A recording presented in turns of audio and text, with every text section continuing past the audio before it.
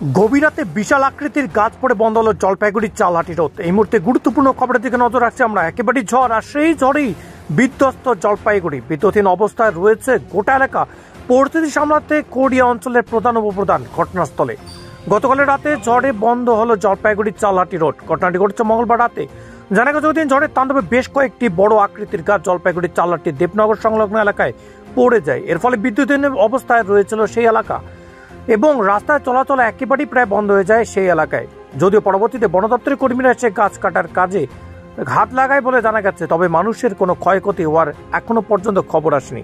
সকাল থেকে দুপুর গড়ালেও গাছ কাটার কাজে ব্যস্ত ছিল না বন দপ্তরের কর্মীরা। এরপর বিদ্যুৎ দপ্তরের কর্মীরা তাদের বিদ্যুৎ মেরামতির কাজে লেগে যায়। পুরো ঘটনার বিবরণ দেয় খড়িয়া অঞ্চলের উপপ্রধান।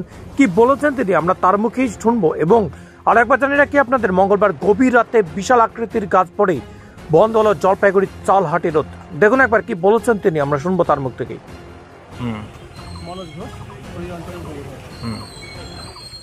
তাও কি হয়েছে এখানে?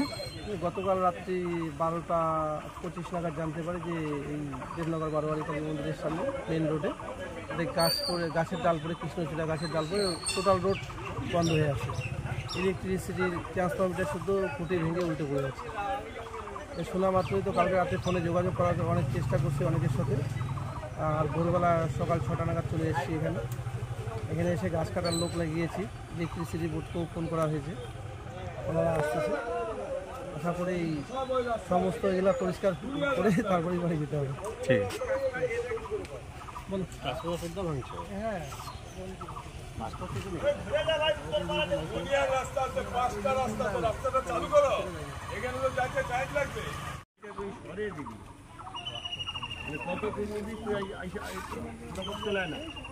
দেরি করা যাবে না।